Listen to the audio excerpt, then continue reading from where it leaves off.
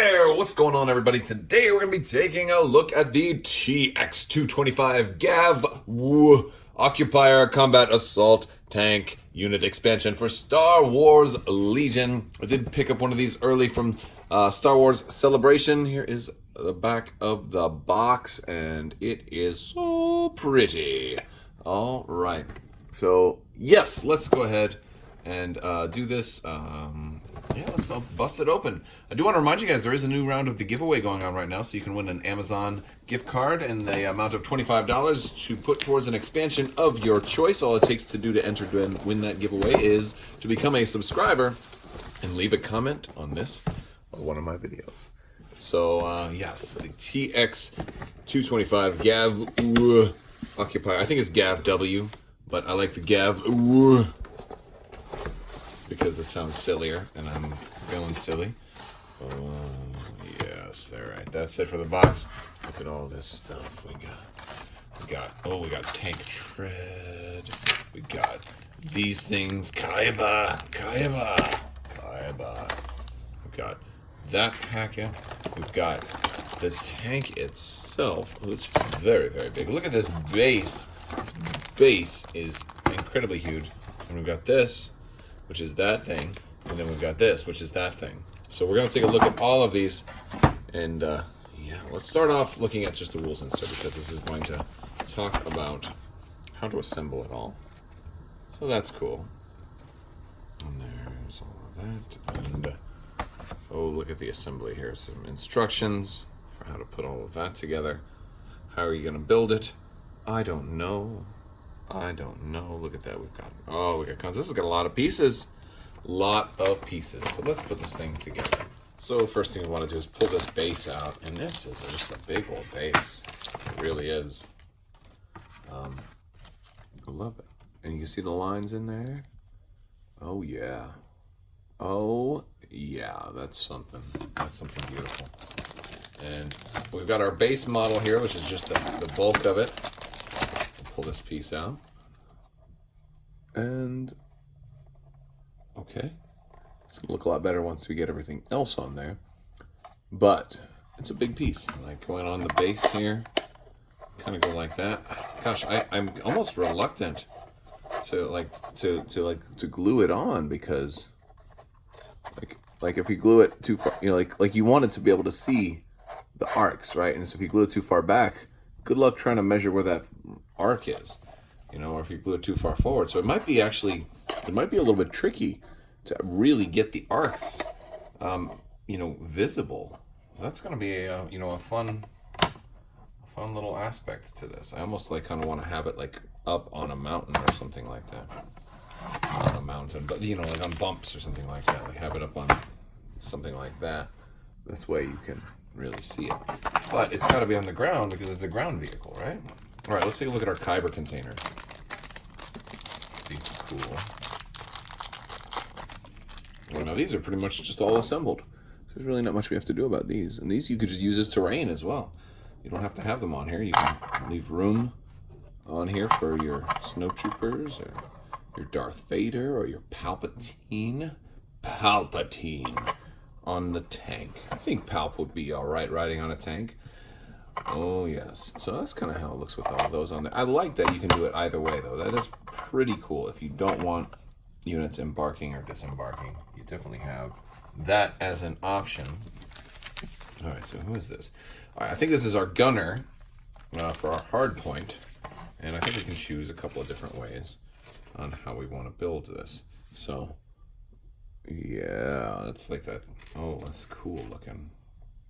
This guy's going to be fun to try and paint, isn't he? Wait, we got two different helmets? Whoa, do we have two different helmets? No way. Or does this... Oh no, the helmet here is for this guy who's in the cat. Oh, and I put the wrong helmet on. All right. So this helmet goes here. Maybe this helmet goes here. Let's see. Or is that backwards? It's hard to see if I got it backwards because it's just like the bust of the... There we go. We got it. It's going to go like that. And that's kind of going to go right there. There we go. So he'll be like, "Hey, everybody, I'm just driving." Cool. So that, yeah, like this is one of those times I'm really glad they come assembled or just, you know, like, because I would definitely want to paint this before I put it in there. Same with this guy, like, because I think I might bust out the airbrush to do this one. I think that would be fun. It'd be a good idea to kind of bust out the airbrush and do some fun stuff. What is he doing here? He's doing kung fu. Throw the guns at them. They do not need them. All right. So he goes in here.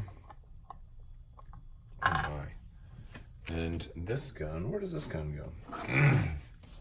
Well, if we look at the instructions, he's got two different ways. Oh, but there's a hatch. So I can't really put him in there until I get the hatch. So, okay. But here's the two guns we've got. Looks like a DLT and the other one. All right. Belt fed kind of for the other one. All right, so let's take a look at everything else. And these are all the little pieces. The littler pieces. So we've got the tread here. Ooh. Let's see. I'm assuming it's going to go underneath. Look at that. Yep. Pretty standard. So I guess it will elevate it a little bit, but that's only like 1 millimeter more that it's going to elevate it. Another piece that I'm glad is separate because we want that to be kind of like a dark gray. Yeah, so that'll go like right there. And yeah, all right. So we'll be able to put our tread on. Well, we got a lot of small pieces. See, like you can lose these real easy. We got these right here for the guns that are going to go in sideways. Look at that. All right. Then we got like that is going to go in there. Oh, cool. And it looks like you'll be able to actually reposition them, which is cool. So if you want them to like angle up, you can totally do that. That's cool. I like that. I dig it. I do so dig it. Oh, and you can close the driver's hatch or the pilot's hatch. Is this for the pilot's hatch? Let's see. Let's go back to here. Oh, that's the gunner's hatch right there. For the gunner's hatch, the pilot. Oh no, the pilot can be closed also. So now, honestly, what I would do in reality would definitely have that pilot's hatch closed. I mean, you're taking this tank into a war zone. Generally, the pilot would only be up and looking around if you were in safety, and it could warrant such a feat. However, since we know we're going into combat, having the pilot with his head exposed is almost asking for death. So I don't get it. I don't see why you would want to do that. Or maybe you just didn't want to paint the guy. But I like having the options. I think if you had two, I would definitely have one that's closed. And then this one closed. Like the one, now the gunner hatch being closed makes sense because if you were going to run it bare bones, like without any special weapons, then that makes sense. Yeah, the gunner hatch is closed. There we go. It goes in like right there. Oh goodness, nope, it fell. It fell. We're losing pieces everywhere. Okay, so let's just put this on for now. Okay, and then we've got some other little pieces. Let's find out where they go. So a lot of this stuff still is gonna have to be glued before it'll go on. All right, this goes down here. Oh, that's cool.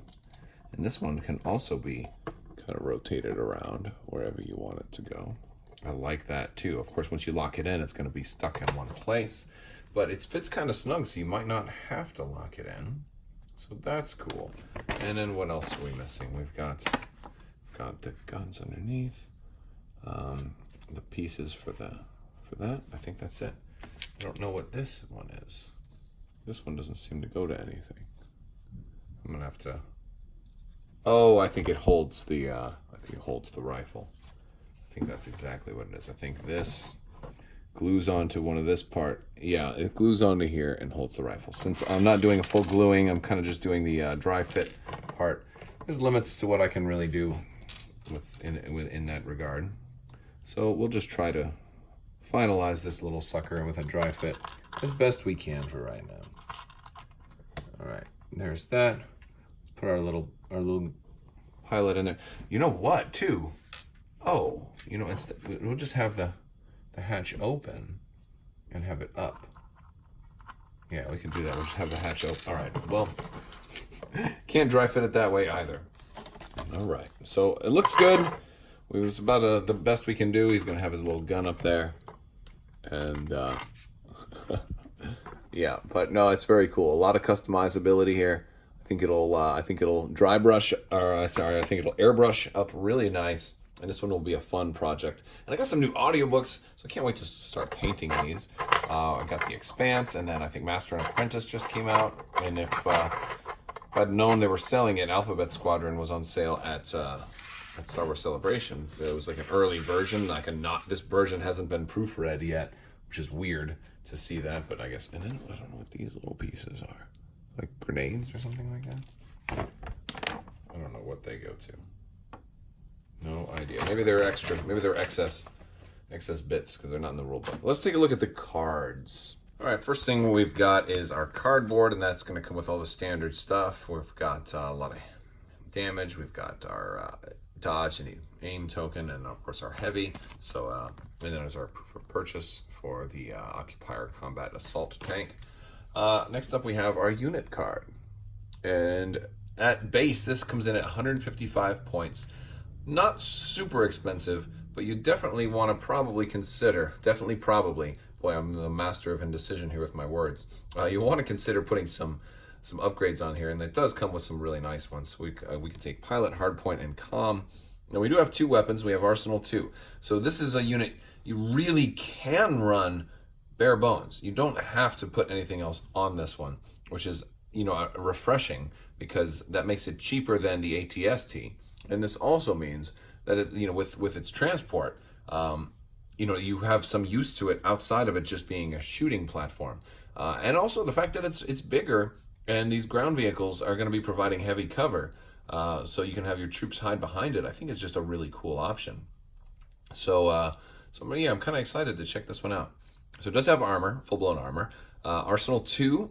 This is going to fire 2 weapons. It's got reposition, so you can pivot before you move. And pivot on something like this is going to be a big deal because you might be moving around, swinging and hitting your own guys. It's got transport 1 open. You can transport a friendly trooper unit, a whole unit this time. After defending, if you suffered 1 or more wounds, each unit you're transporting suffers 1 wound. So this one, you don't have to just put a single unit. The Empire has a wealth of units that are only speed 1. So this is going to be way more beneficial to the Empire than the equivalent is for the Rebels. And it has weak point 1 on the sides. That's really its downfall. When defending, if the attacker's unit leader is inside either of your side arcs, the attack pool gains impact 1. So you will probably almost always have impact 1 when you're being shot, which but you do have the red defense die to kind of help make up for that. For our closer range weapon, it's going to be a black and a red. It's got suppressive. And then for our long range weapon, it's going to be 2 black, 2 red with impact 2. And those are both fixed front. So we don't really have any fixed rear weapons attached to this thing, and we're only speed 1. But because the base is so big, speed 1 is actually quite significant for something like this. All right, now let's go ahead and take a look at our upgrades. First, we're going to have First Sergeant Arbumab. Not Armbab. Arbumab. Who names their kid Arbumab? What kind of name is that? But he's a pilot. And again, he's ground vehicle only, so he can go on your ATST as well. And he gains Tactical 1. After you perform a standard move, gain an aim token. This is a great ability here, so you can, you know, move, aim, and shoot, giving you 3 actions.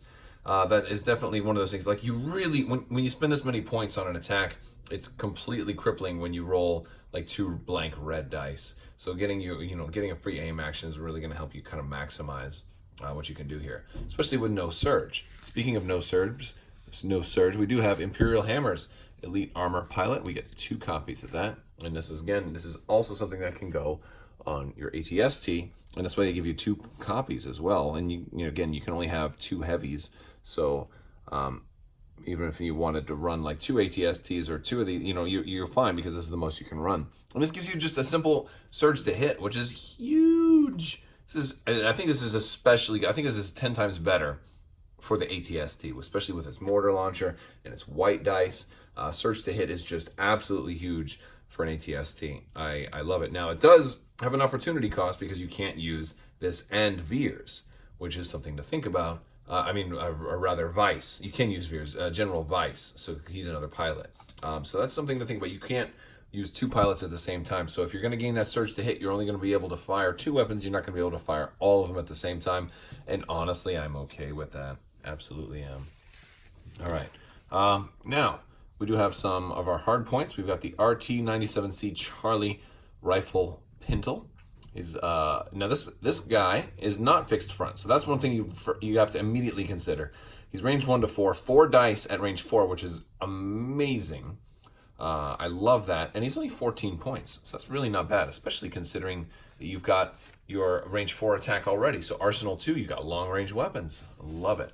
And then we've got the DLT-19 rifle pintle, which is 2 red at range 4 and with impact 1. So a standard, kind of like a standard DLT-19. For 18 points, a little bit more. I think I like the 97 Charlie a little bit better, especially if you've got that surge to hit, making those white dice, a lot more likely to have some damage. But there's arguments to be made for either one. And with this guy and this guy, you're going to be able to roll 4 red at long range and 2 black. So that's pretty good odds of getting some damage. Really, really good damage at long range. So could be very, very impressive. So that is the Occupier tank, folks. Let me know what you think down in the description below. I'm still running that giveaway. Tell me which way you would build this thing. How many parts are you gonna glue? I'm assuming you would not glue these guys on here. Although you kind of could, because you could still put like snow troopers and stuff on top of this. But yeah, I don't think I'd want to do that. I think I want to keep the back able to be, configured a couple of different ways. I could even see maybe cracking this thing open, putting some magnets in there, so this way your stuff can be magnetized. That would be a lot of fun doing that. All right, guys, let me know what you think. Thank you guys so much for watching, and as always, have a great day.